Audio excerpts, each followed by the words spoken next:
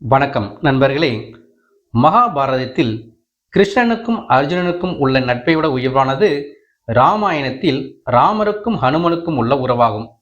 ஏனெனில் மகாபாரதத்தில் அர்ஜுனனுக்கு கடவுளான கிருஷ்ணர் துணை நின்றார். ஆனால் இராமாயணத்திலோ கடவுளான ராமருக்காக எந்த விதமான எதிர்பார்ப்பும் இல்லாமல் துணை நின்றவர் ஹனுமன். இதனால்தான் மகாவிஷ்ணு கருடனுக்கு அடுத்தபடியாக தன்னுடைய வாகனமாக ஹனுமனையும் ஏற்றுக்கொண்டார். ஆனால் கருடனுக்கு இல்லாத ஒரு பெருமை ஹனுமனுக்கு உண்டு.